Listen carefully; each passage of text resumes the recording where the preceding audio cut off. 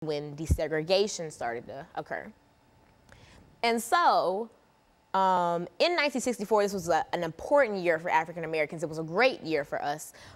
But this act did strike a nerve with with many white Americans, especially those in the Deep South. And if you're familiar with American history, you know that the Deep South has a long history with the political and economic mistreatment of Africans and African Americans dating back to the 7th century in Jamestown, Virginia. With that being said, lots of white Americans were not pleased by the fact that they were going to start to have to actually interact with black people and treat them with some level of dignity. Now, police brutality definitely increased, well, I wouldn't say increased, but became more prevalent after this act because it was the racist form of fighting back against this act. And the Black Panther Party saw this and wanted a way to peacefully fight back with this. Now, over the next few minutes of the show, you'll learn that, or we'll learn, that lots and lots of people, with white Americans especially, thought that the Black Panther Party was a terrorist group or a hate group. And even today, in 2018, the new Black Panther Party, which is not affiliated with the one from 1966, is classified as a hate group by the Southern Poverty Law Center. With this being said, the Black Panther Party wanted to fight to get black people in office, they wanted to arm black people, and they wanted housing, jobs, and justice for all. They did this peacefully for the most part.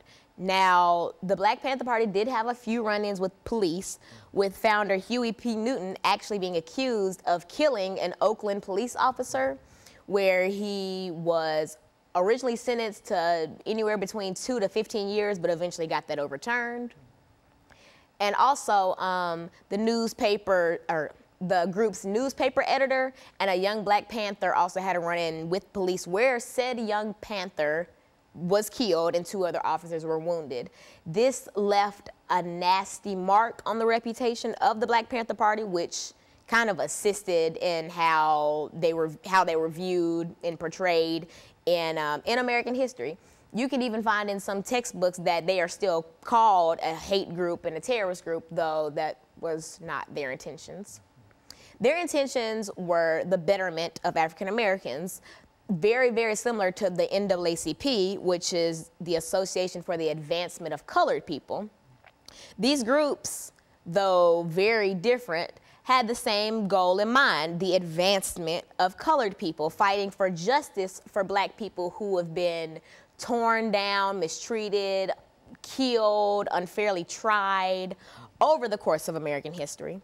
And so, the Black Panther Party, in doing all of this, fought and fought and fought, but they died off around the end of the 60s and 70s because lots of drama occurred both within the group and with the group and the FBI. There were lots of investigations, and over time, the group slowly started to kind of fade off. But the group's entrepreneurship and the lasting effect that the group had on the United States is just, it's astonishing. The things that they did and the things that they fought for so fearlessly are just so inspiring.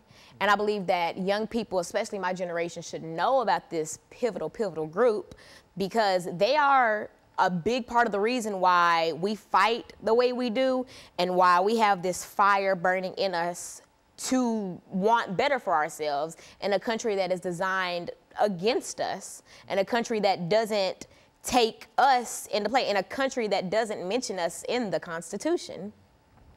Young people should, I believe, take from the Black Panther Party and take from what they did and bring it back to life. Very good. Over the last minute we have here, Alana, Africans are mentioned in the Constitution, but it's mentioned as a 3/5 compromise, well, yes, which means the representation in the United States Senate and the House would be based upon 3/5 of the slave population, and slaves were not allowed to vote.